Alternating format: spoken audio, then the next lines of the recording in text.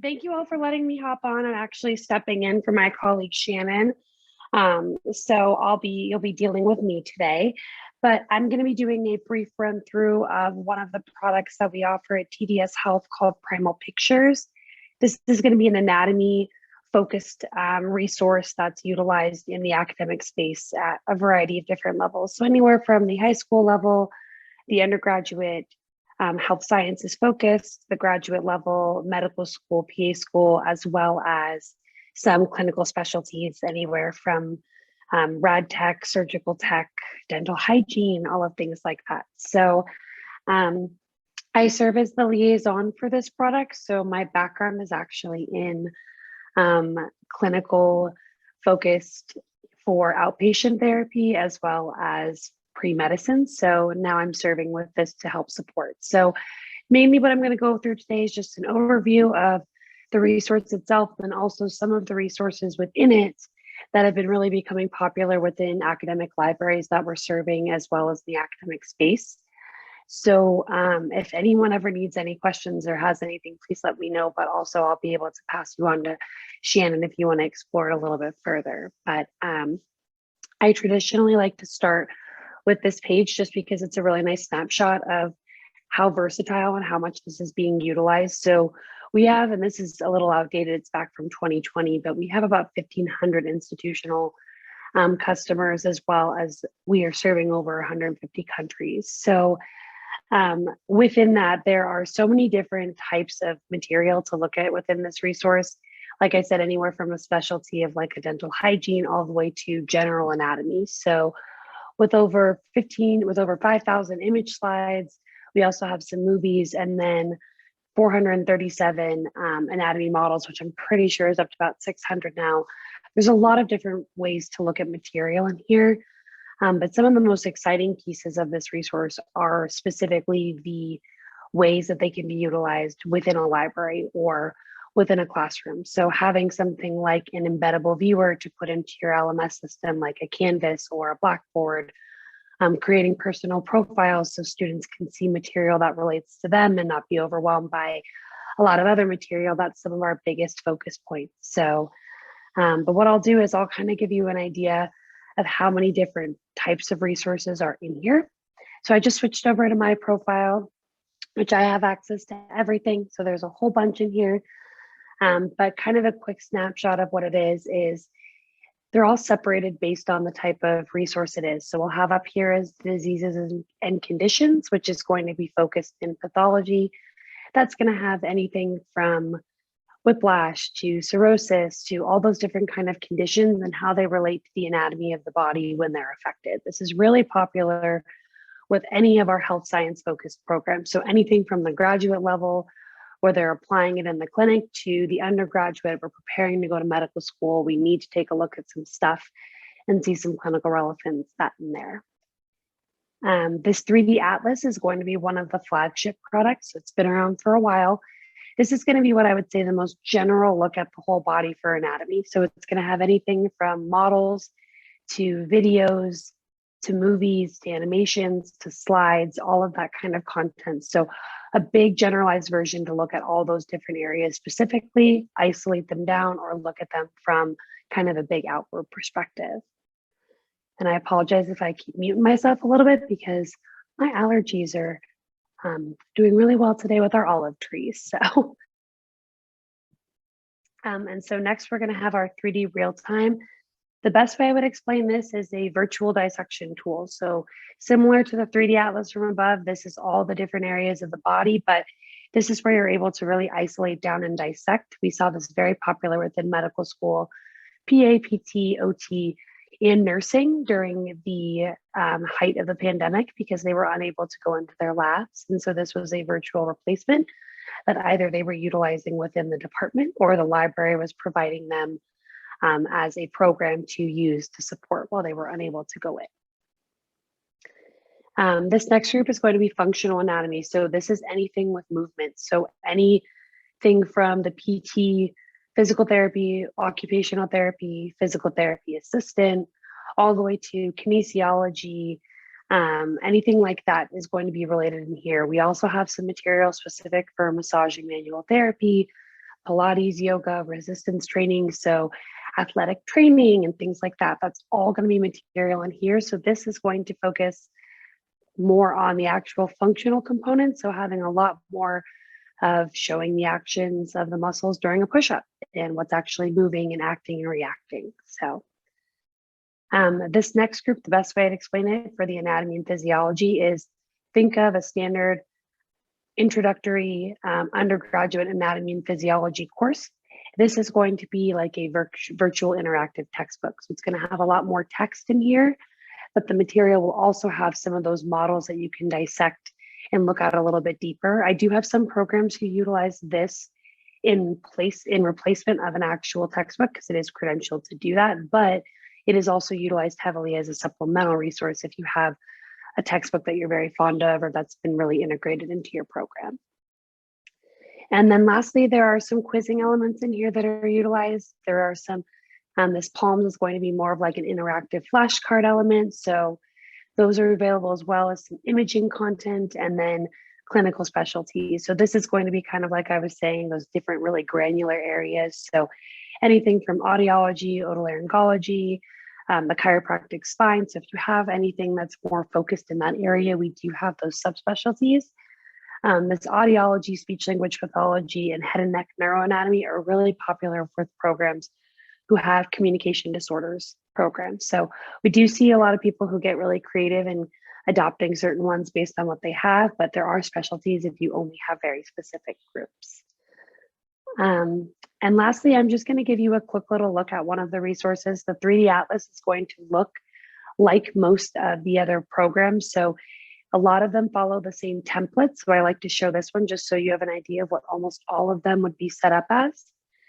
And in terms of access, this is accessible from either a single sign-on, we can do IP authentication, username and password. So really depending on how you have individuals and your patrons access your content, we can manipulate it to make sure it fits. So what you'll see here, left-hand side is your dashboard. The center is going to be your model, and then the right-hand side will be wherever any clinical text or anything that is going to pertain to the model will be. And I always forget to do this, but I'll give a disclaimer because I am opening up anatomy structures and such. So if that's something that makes you squeamish, just a heads up, I have a tendency to accidentally open dissection slides without warning. So I'm trying to be better about that. So, but if you'll see over here on the left, like I said, this is your dashboard. This first group is those 3D views. So you'll have that image in the center. You can select a structure. It'll give you the reference down here. It'll highlight it for you. And then you can add and take away layers down here. So if you wanted to add more layers to the structure, rotate it, take a look at something like that, we can. You can rotate these all the way around as well as flip them. So depending on what view you're looking for, we do have those in here.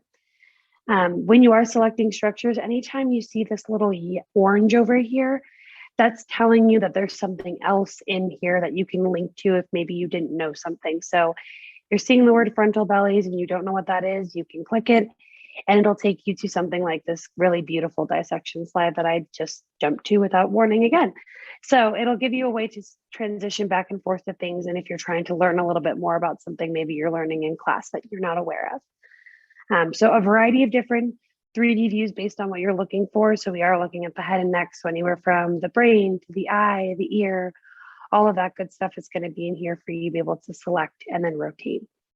The next group is going to be slides. These are going to be imaging slides specifically. So different MRI views, you have the same ability to rotate through a structure, move it around, and take a look from there. And then below that is going to be general slides. The best way that I explain this is going to be just actual PowerPoint style slides. The reason we have these in here is when people are looking for content for anatomy courses or for putting anatomy presentations together, Google can be your best friend or your worst nightmare trying to find materials. So having a collection here that you can look at slides and actual images has been proven very helpful. So we collected one for clinical slides, dissection slides, and then also some static images of head MRIs, if that's something that anyone wants to look at. And then the last group is going to be movies. So we do also have animations, and how those differ from the movies is they have an interactive component. So while the actual movement is happening, you can stop it, select a structure, highlight that, see it a little bit more. But I'll go ahead and just play a movie for you. And these are static movies. They're exportable to PowerPoint, but just to give you an actual visual representation of something acting, reacting, and moving. That way, if it's something for faculty of interest to use, if it's something for a LibGuide reference, anything like that, it's in here. And so that's going to be how the content is set up. Like I said, it's going to differ a little bit based on what you're looking at. So if you're in a certain clinical specialty, something like that, the material will look a little bit different, but a lot of them follow the same structure, which makes it really helpful. These last fun little icons down here are specifically going to be what you can use as a librarian, as a faculty member, as a presenter, a student. So how do we use this stuff? Again, we have anywhere from an index to filter material out. You can search across all the different modules. If you want to look at one specifically, like just in here, we can do an isolated search down. This little star down here is going to be referencing what we call now our personal profiles. So what will happen is this will pop up for you, and what you can do is create an actual personal profile to build the material based on what you want to see. And so this came out the recommendation that anatomy can be overwhelming, especially if you're just starting out with it, or let's say your library has a huge collection, all of it, but your dental hygienist students want to go in there and they don't need to see everything and anything, so they can build a personal profile to where they see the material and the modules that relate to them. This is also available for faculty, for instructors, for librarians, for health librarian liaisons. I see a lot of them create personal profiles to be able to send material to students based on what they need, instead of having to completely dig through everything every single time. So that's a new addition that they created recently. And I'll kick myself back out of it to kind of finish up showing you the rest. And then the last few are kind of the sharing options. So how do I actually share this material with students, or if I'm teaching, or if I'm a librarian trying to send a student somewhere, what can I do? So there is a sharing feature where you can just create a link, just a standard HTML link. Everything on here is internet-based, doesn't require a software download. It's all going to be something that you can do from an HTML5 perspective. There is a mobile component, but it doesn't require you to only have an app. It's accessible from laptop, tablet, desktop, all that kind of good stuff. So the copy link, if you were to select a structure, highlight something and send that link off, it'll take the student directly to that. And then the last two are the ability to embed materials. So this is a really exciting new tool that they actually just released, where you can embed material directly into your LMS system. So if I am constantly using Canvas or Blackboard or Moodle, whatever that is, I can embed this actual structure directly into my Moodle page or my Blackboard page. Instead of sending students all the way into this resource, I can embed this interactive structure in there, put that on a page for whether it's a quiz or an assignment, and have them look at it directly. So, but it's another way to kind of keep students isolated onto what you're working on. And lastly, just saving material. So when you subscribe to the Primal Pictures content, you are copyright covered to utilize it within your own presentations, LibGuides, courses, all of that kind of good stuff. So you can save images as still images, save the text. You can also take out those movies, put them into whatever it is you're utilizing, because you are covered during subscription. So all of this is subscription based. We do anywhere from 1, 2, 3, 4, 5-year subscriptions. So just depending on what kind of material you'd want to look at is how we build subscriptions. There are packages based on the kind of programs that you're affiliated with or the type of patrons you have. So really customizable based on what you need. It is done on a tiered system. And so we kind of look at how many patrons would be accessing the material and build it from there. But that's kind of a basic rundown of all of the different utilization features. So it really is customizable based on what you have. So if you have more clinical specialty focused groups, we can look at something like that, more general anatomy. We have that option as well. But that's kind of the quick little rundown of Primal. And thank you for listening to my long-winded rundown. I am the winner of every fast talking competition I enter. So thank you. Thank you all for having me. Jenna, thank you. It's been a delight. I'm always just amazed at the capabilities of this kind of technology and this kind of resource for our members. So thank you so much for sharing with us today. Oh, sure. Thanks for having me. And the last thing I will say is there is a VR component that's been added. So if that is something that you're seeing, programs are adding VR labs and things like that, we do have something like that if you want to explore. So if you all need anything, please let me know. But thanks for letting me hang out with you on your Taco Tuesday. I appreciate it.